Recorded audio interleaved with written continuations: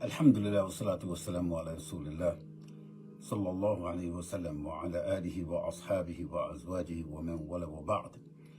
Wassalamu alaikum wa rahmatullahi wa barakatuh, my dear brothers and sisters in Islam.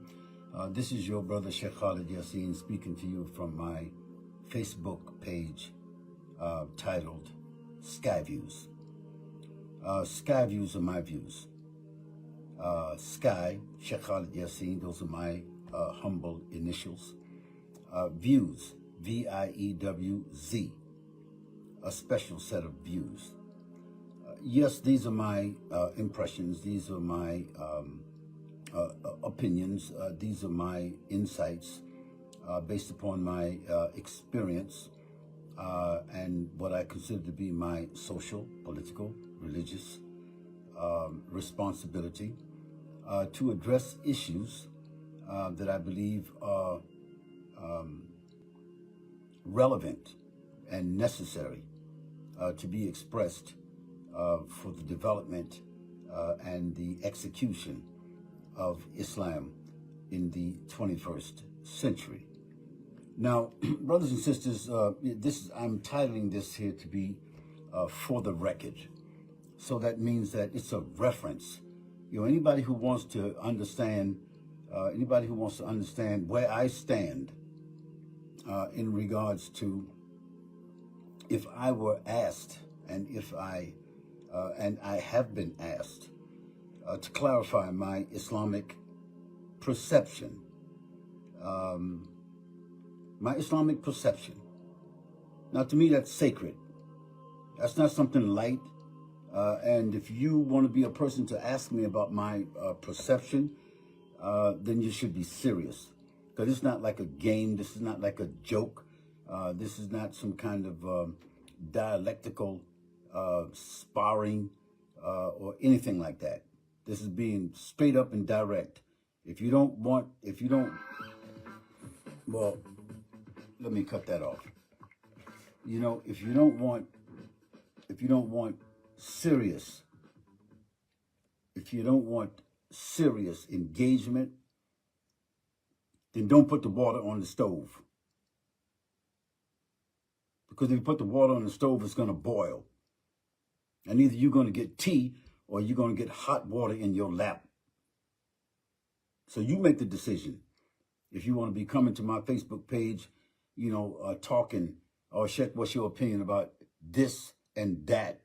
And what's your opinion in the past 30 years about this person or that person or the ideas or the concepts or whatever. So, you know, I wrote a book called Islam, America, and the World. It's available on Amazon. I'm not trying to sell it. I wrote it. I gave birth to it. So it's there. And that was my sincere contribution and a manifestation of my social responsibility to write a book. This is not a lecture. It's an organized, formatted, researched book. So if anybody wants to understand in detail my perceptions, sensitivities on a subject like Islam, America, and the World, go to the book. The second thing is that I'm compiling another book called Islam in the 21st Century. And this synopsis I'm doing right now has to be a part of that Islam in the 21st century. So having said that, brothers and sisters, for the record, you know, I've been asked to clarify my Islamic perception as if in the past 30 years of teaching and advising Muslims that my message is not clear or perhaps it is understood. Well, that's what some people may think because maybe they haven't read enough, they haven't reflected enough, they haven't listened carefully, or you got some other ulterior motives for even asking that. Because, you know, if somebody looks at a mountain from a distance, they might all think that they can climb it. But once you get to the foot of the mountain, it changes your mind. And not even 1 in 1,000 people are willing to climb that mountain once they get to the base of it. You get my drift. You get my drift. I hope so. So my message here is not to clear something regarding my perceptions or to defend my perceptions. No, it is simply, to the best of my ability, to do what Allah subhanahu wa ta'ala has said in the Quran. وَقُولُوا قَوْلًا سَدِيدًا. Say a speech which is direct, to the point, with clarity and dignity. That's what Allah subhanahu wa ta'ala told us in the Quran. Now, brothers and sisters, there are several things that I want to include in this message, this short, concise message. One is to remove doubts, which the question alludes to. You see, the person who asked this question, perhaps they were sincere, but if they were familiar, if they had taken the time to really read what is already written and documented, if they had taken the time to listen to what's already been said in the past 30 years, it probably would not have been necessary for them to even ask that question. So sometimes when people ask questions, they are alluding to something. And this message is to clarify what they may be alluding to. The question requires me to clarify my position regarding several concepts, personalities, and my worldview. 3 things: concepts, personalities, and my worldview. So here goes. I will be as direct and concise as possible in trying to deliver this piece of information. Now, regarding concepts, brothers and sisters, I am a follower, to the best of my ability, of the 3 noble generations. May Allah be pleased with all of them. The followers of Muhammad sallallahu alaihi wasallam. Now, brothers and sisters, I am not an absolute or blind follower of anyone except the Messenger of Allah sallallahu alaihi wasallam. Let me just read that to you again. I am not an absolute or blind follower of anyone other than the Messenger of Allah sallallahu alaihi wasallam. So get that point clear. So I am a follower of the Ahl Salaf, as it is referred to. That means the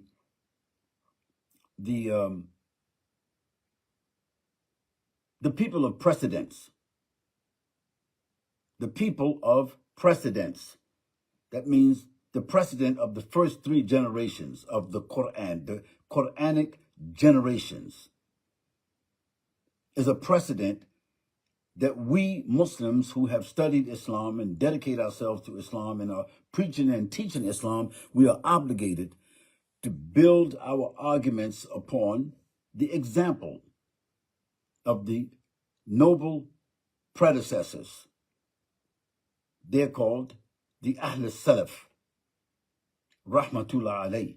May Allah subhanahu wa ta'ala give them mercy and forgiveness in their graves. Now, I am not a member of the 21st century phenomena referred to as Da'wat al-Salafiyah. Although I honor those brothers, I honor their efforts, I honor their scholars, I honor their right to call themselves whatever they want to call themselves, but I am not a member of any group. And I don't recommend Muslims to start out, or even in the middle of their striving, to join any group except a group that they believe are committed to doing some good actions that removes misconceptions about Islam and Muslims, that involves social responsibility and social empowerment. So if you belong to a group that has that intent, and when I mean a group that has a leader, not just a group that's in some books, a group that has a very clear leader and very committed followers who themselves put their hand in the hand of that leader and has made a commitment or an oath of some sorts to make it clear that they are following this particular leader, because Islam is required. In Islam, leadership is required and following is required. This is not no religion of just reading books and reciting books and, like giving our own opinions and doing what we do and doing what we want to do, doing what we want to do and what satisfies us, as if Islam is some type of intellectual or religious buffet. It is not. It's a system of following. It's a social system that requires leadership. So, I am not a member of the of the phenomena called Da'wat al-Salafiyya, but I am a respecter of what they say and what they do, because these are my brothers and sisters who themselves, through their proclamation, are the followers of the Salaf Salih, as we might call them, the Salaf, the predecessors, who themselves, those three generations, are the followers of Muhammad sallallahu alaihi wasallam. Brothers and sisters, I want to make it clear that even if I do not share the same opinion of different Muslims in the 21st century, I respect them. That means that even when I disagree, I respectfully disagree. If I disagree, I respectfully disagree. I do not argue. I do not argue with, I do not defame, and I do not promote separation. Repeat that. We're talking about concepts here. I do not argue with, I do not defame, and I do not promote separation from anyone who attaches themselves to the kalima of Islam. The kalima, La ilaha illallah Muhammadur Rasulullah sallallahu alayhi wasallam. Anyone who attaches themselves to the kalima of Islam, I do not argue with them. I don't defame them, and I do not separate myself from them, even if I strongly disagree with their interpretations. If you need to read that, listen to that again, play it back, because we're talking about my concepts. Now, regarding personalities, I respect their work. I respect their contribution. We're talking about Muslim personalities here. That's what we're talking about here. I respect all of them, their work, their contribution,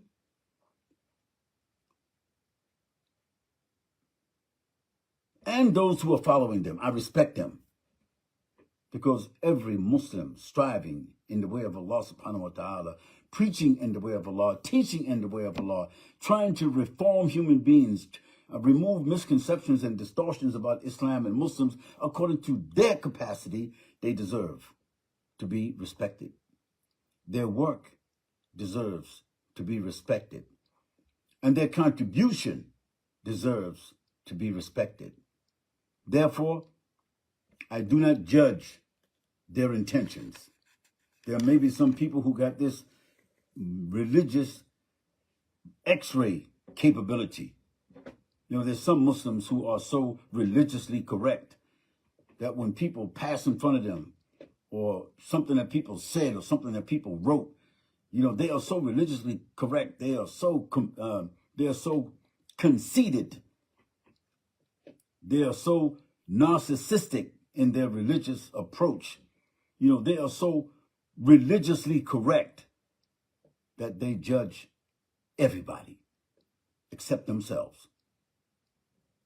So let me be clear about my respect for the following Muslim personalities in the 21st century. And when I say Muslim personalities, brothers and sisters, I am a African American Muslim social activist. That's how I introduce myself. I can qualify each one of those descriptions. You know, my understanding of those descriptions.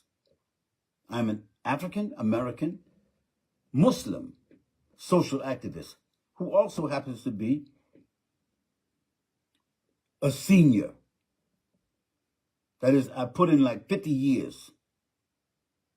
So I think that's senior enough. Not 50 years of my life, but 50 years of Islamic struggle. So I think I have the right to call myself a senior. So now I'm talking about African American Muslim personalities, because at this point now, I don't want to get into other Muslim personalities who are not a part of my social, political, religious legacy. Get that part straight also, so you understand the context of the talk that I'm giving today, the message that I'm delivering today. So let me just go through some of the people that I consider to be the individuals who have made the greatest contribution towards the thinking, the development, and the reformation of human beings, Muslims, in the 21st century in the United States of America. Again, these personalities are all African Americans, because I believe that these African American personalities deserve to be credited, to be respected, to be appreciated, along with all other Muslim leaders and thinkers, scholars and students of knowledge all over the Muslim world who are not African American, because we have a very unique legacy, a very unique history that nobody can tell, nobody can talk about, and nobody can explain except another African American. So I'm talking about people like Hajj Malik Shabazz, rahmatullah alayh. I'm talking about Imam Jamil Alameen, soldier, warrior, statesman. I'm talking about Abu Amina Bilal Phillips, Dr. Abu Amina Bilal Phillips. I'm talking about Dr. Zaid Shakir. I'm talking about Imam K. Ahmed Tawfiq. I'm talking about Sheikh Dawood Ahmed Faisal, the one that was responsible for facilitating my embracing Islam at 143 State Street in Brooklyn, New York in 1965. Rahmatullah alayh. Usama al-Dahabi. I'm talking about Imam Alameen Abdul Latif. I'm talking about Sheikh Ali Ahmed. I'm talking about Sheikh Hisham Jabba, rahmatullah alayh. I'm talking about Imam Siraj Wahaj. I'm talking about Dr. Sherman Jackson. I'm talking about the Honorable Louis Farrakhan. I'm talking about Imam Warathuddin. Rahmatullah alayh. I'm talking about Sheikh Abdullah Hakim Quick. Now, brothers and sisters, I could have easily mentioned 30 or 40, but I selected 15 of those whom I consider to be the bedrock of Islamic thought, Islamic activity, Islamic struggle among the African Americans in the past 50 years or 60 years in the United States of America. Also, my dear brothers and sisters in Islam, I could easily have mentioned at least 15 powerful, distinguished, and astonishing African American Muslim women who have made their mark upon our legacy in the last 50 or 60 years. But I don't have to do that. Because Allah subhanahu wa ta'ala, He mentioned in the Quran, He said, A'udhu billahi minash shaitanir rajim, Ar-rijalu kawamunna 'ala an-nisa. That the men, this is the general interpretation, that the men, they are the protectors, they are the gatekeepers, and they are the custodians of our women. So even if some of these women are more knowledgeable and vigilant than we are, still, الرجال قوامون على النساء. Therefore, they are inside of our circle of social responsibility, those dynamic Muslim sisters that I didn't mention here. These are our Muslim brothers and sisters, our African American Muslim brothers and sisters who hardly get any mention in the rest of the Muslim world that I have visited. They don't get any mention. When people talk about scholars and students of knowledge and people who are struggling and speaking and, you know, the people who are on YouTube and who are influencing the Muslims and giving fatwas and decisions and interpreting and leading and so forth and so on, the African Americans who have suffered a tremendous amount of social, political opposition. And by the grace of Allah subhanahu wa ta'ala, they have sustained themselves. And they have produced a movement, a very powerful movement in the United States of America, and we could say like in the belly of the beast, to use a metaphor. So these are our Muslim brothers and sisters who have contributed and are contributing to our collective legacy. And they must all be respected, I say. They must all be respected, even if we strongly disagree with some of their misunderstandings. And brothers and sisters, let me be clear. I know some of you that might be listening right now or that's going to be listening later on. You got some strong opinions about yourself, your righteousness. You got some strong opinions about your scholars and what they said. You got some strong opinions about things you read and things that you have experienced. And you got some strong opinions about some of these names that I gave. Well, I don't care. I'm giving credit where credit is due. And I'm taking the best from each one of them because I have benefited from everyone. I have benefited from everyone. And just like I am a student of a student of a student, I have my faults. I have my shortcomings. You know, my water only goes down so deep inside the well of my life or my understanding. And if people dig into me, Sheikh Khalid Yassin, you're going to see some flaws. If you dig down deep into any one of the people I'm talking to, you're going to see some flaws. But we're not talking about the flaws. We're talking about the qualities and the struggle. And when you start thinking about making judgments, look deep into your well. Check yourself. What have you contributed?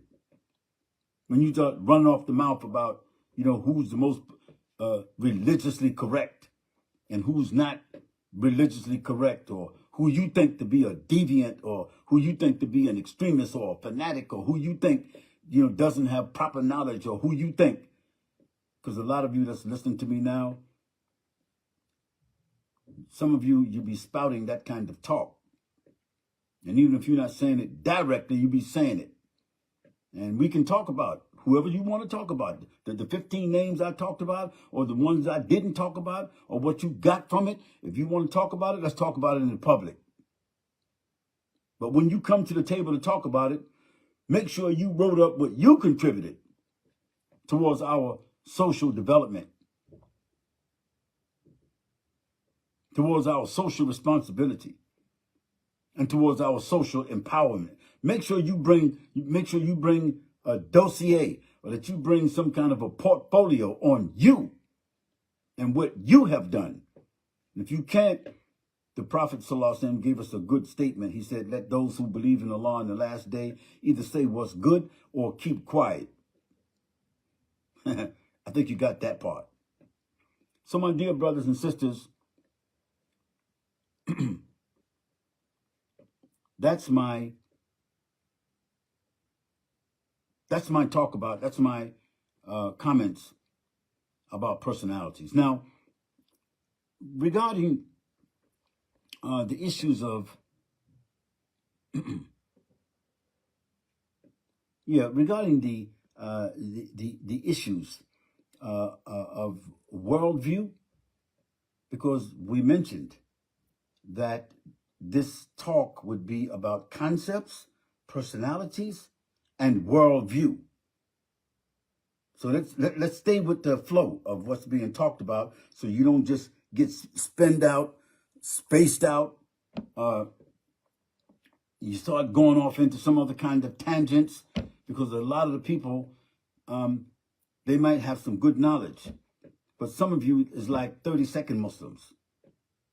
30-second Muslims. That means within 30 seconds, you already made your judgments about people. What you heard, what you saw, what you think, 30-second Muslims. As soon as somebody starts talking within 30 seconds, you got some judgment, like you done boxed them up. Like you're somebody different. You're not somebody very different. So now we want to talk about the worldview. And my worldview includes the micro and the macro. That means the more detailed, micro. The more local. The more detailed, the more local. The ones that's more relevant to us that we're talking about, the African American Muslim leaders, Muslims, thinkers. So let's go first to the micro. Then we'll discuss the macro dynamics of Islam in the 21st century. From a micro point of view, I believe that the African American social, political, and religious evolution warrants us, the African American Muslim thinkers, leaders, soldiers. It warrants us to be the official, organic leaders of Islam in the United States of America. I need to repeat that. I believe, it is my belief and my conviction that the African American social, political, and religious evolution warrants us to be the official, organic leaders of Islam in the United States of America. And I don't mind defending or articulating this view.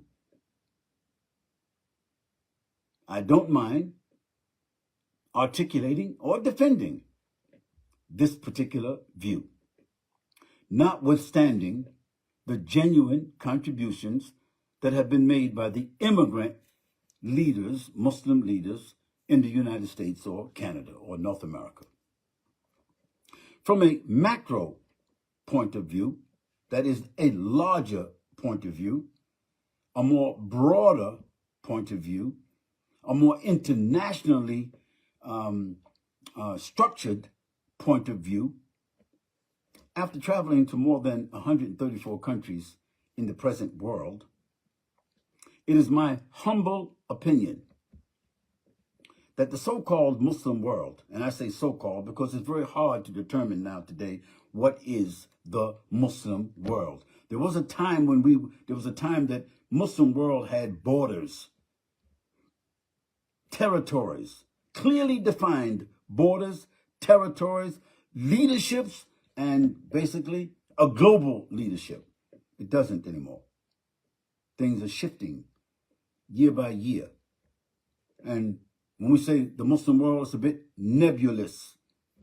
It's not clear. It's not distinct. It is my humble opinion that the so-called Muslim world is the source of our greatest embarrassment, our greatest source of misconceptions, our greatest source of conflict, trauma, and contradiction. I think I should read that again, so that, again, if you want to, if somebody wants to have a conversation with me about this here, we can go for we can do like a 1 hour, 2 hour masterclass. If it's a 1 hour masterclass, you're going to pay $50. If it's a 2 hour masterclass, you're going to pay $100. That's right, you're going to pay. Because we're not going to sit up and jaw-jack, postulate, and give our opinions and all of that and spend our time and our energy for free. You can go home, get you some Vaseline, and you can intellectually masturbate on your own. But you're not gonna invite me to sit down and postulate and defend or clarify or whatever you're talking about for free. We'll set up the venue. It could be virtual or in person. And you're going to pay $50 if it's an hour, and you're going to pay $100. And if you don't want to pay, then guess what? Stay where you are and just stay out. Stay where you are and just do what you do. Shoot your arrows from wherever you're at. But you're not going to have me involved or to organize this here with some of my colleagues for free. You want something free? Get on the welfare or say farewell. Get on the welfare or say farewell. But in the modern world that we're talking about today, to come together and talk to people about something this profound, everybody should pay. And if you're not willing to pay, stay home and talk to yourself or write a book or get your own page. That's up to you. And I'm not being sarcastic. I'm not being insulting. I'm just keeping it real. I'm keeping it real the way that we can in the United States of America based upon our history. And I ain't faking no moves for nobody. I'm not changing up my whole temperament and trying to, follow somebody else's design of what they think to be Islamic discussions. And I ain't no designer Muslims. That is, I ain't following nobody else's brand. I am satisfied by the grace of Allah for what he has given to us as African Americans. We got our own style of speech. As long as we are dignified, we are clean, and we are sincere, we can talk like we want to talk. Because we're grown people. We're mature people. And some of us are senior people who's been doing this here for 50 or 60 years. So get that part straight, brothers and sisters, if you want to start, asking questions about this and that and, oh, shit, can we have a chat? No. I don't be doing no chatting. Get Chat GPT. Put that on your phone and you do the chatting. I'm just keeping it clear because some of you young brothers and sisters from the Z generation, or the next generation, some of you think you're really super slick and smart. You don't memorize Surah Al-Fatiha and you got a tafsir on each one of the letters in the Fatiha. So, you really you done added nahu and sarf to it. You got all the grammatical, vocal, and all that kind of stuff about the Fatiha. And you went somewhere and studied with somebody for a little while, memorized some pages and some books and got some words and all that there. And, every time somebody says something, you got some critique. Well, guess what? This message is not for you. This is just a sincere exposition, brief exposition for the record. That's what it's called. On my page, Sky Views. So I want to repeat that last part that I said. As for the macro point of view, the broader point of view, the global point of view of a worldview, after traveling to more than 134 countries in our present world, by the grace of Allah, it is my humble opinion that the so-called Muslim world is the real source of our greatest embarrassment. And I don't have to go into the details when I talk about the greatest source of embarrassment, trauma, misconceptions, conflict, and contradiction. Direct, blatant contradiction to the principles and the ethics of Islam. Because, and one of the main reasons is that the Muslim scholars have been neutered, silenced, compromised, and intimidated from addressing what I consider to be the real, R-E-A-L, in capital letters, the real issues regarding Islam and Muslims in the 21st century. Okay, so brothers and sisters, for the record, that's what I have to say.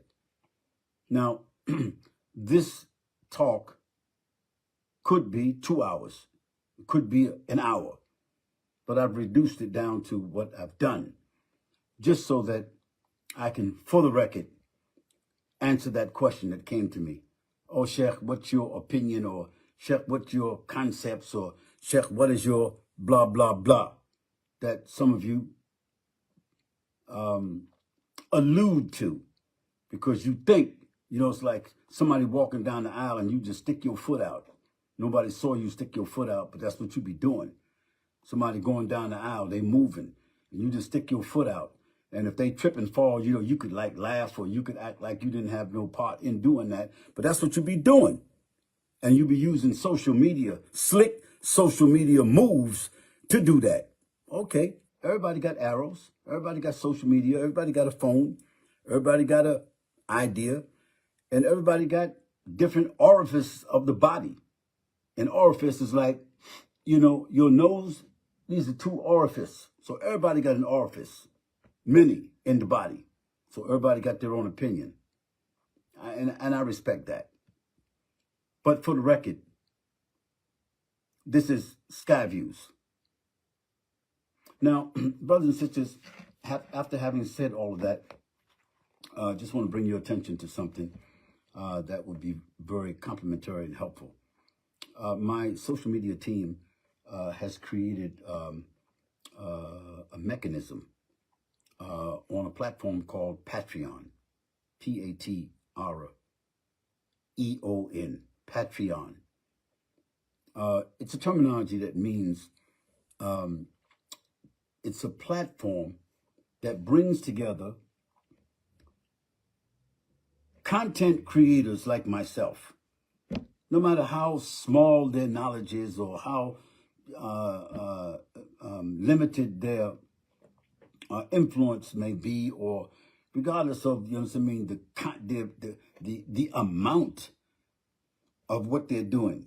It's just that they are Muslim content creators like myself.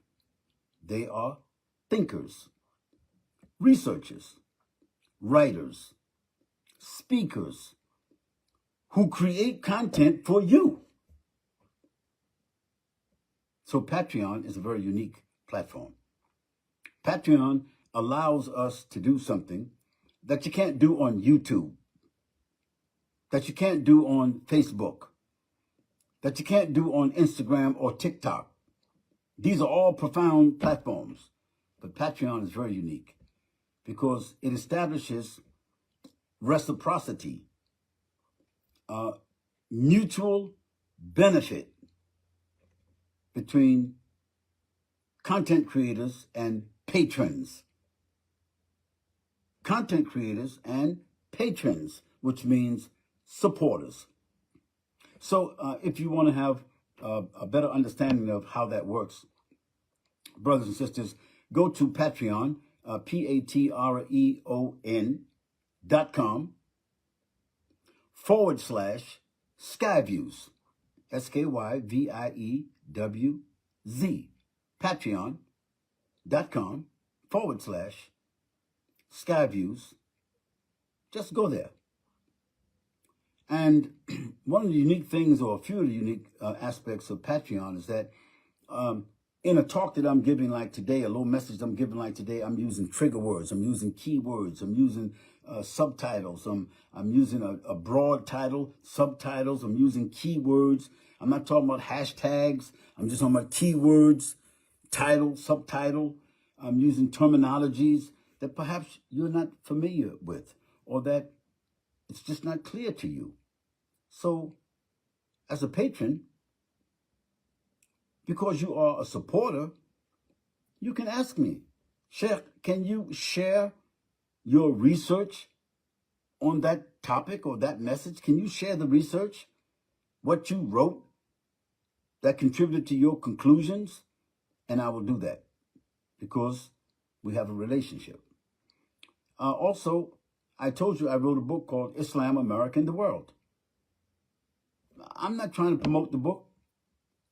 You know, we're going to give you a PDF of the book, or we're going to give you the e version of the book, or we're going to give you the audio book, or we're going to give you the hardcover of the book, or we're going to give you other materials that was connected to the compiling of that book.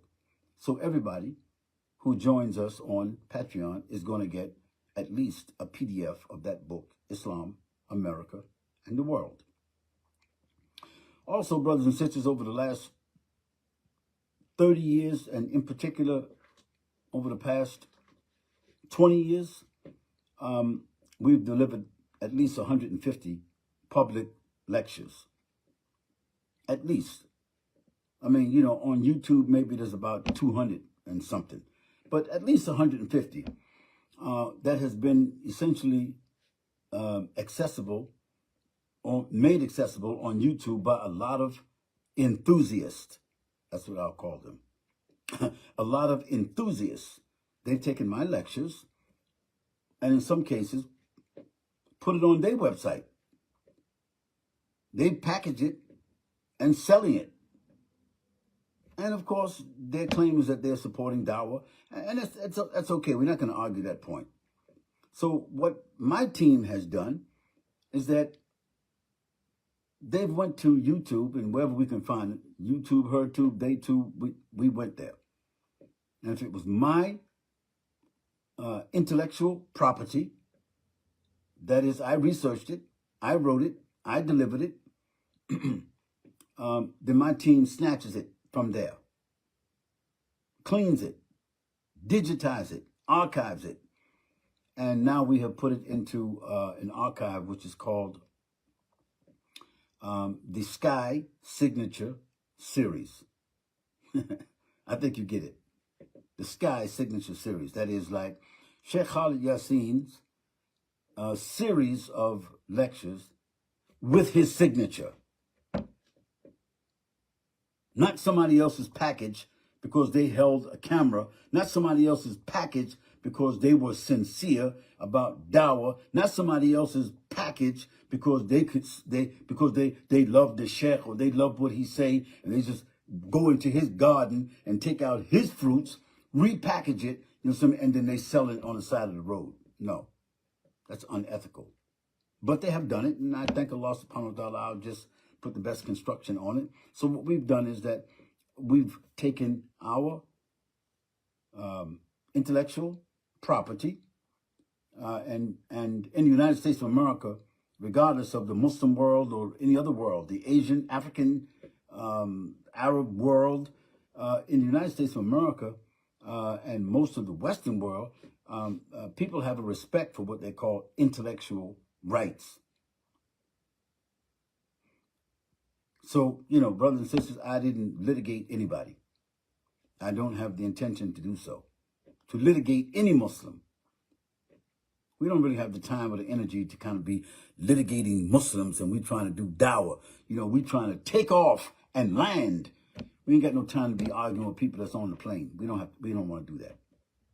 So we just leave that alone, and we have collected into about 150 digital presentations, and according to what level of a patron that you are, we're giving those to you. We're giving you access to those Sky Signature Series. In addition to that, brothers and sisters, we are creating new content every day, like this one. New content every day. We're spending like about an hour every day and creating new content. And you will be, as a patron, you will be one of the first people that will get access to that new content. So in brief, this is patreon.com/Skyviews. So go to Patreon and become a patron and enter the tawasaw, the cooperation and the collaboration with me, and support my ministry, the Purpose of Life Foundation. That's my umbrella. That's my humble ministry. Support that ministry. Support my work. Become a patron on Patreon. We say Subhanaka Allahumma bihamdik wa nashhadu an la ilaha illa ant wa nastaghfiruka wa natubu ilayk. Wassalamu alaikum wa rahmatullahi wa barakatuhu.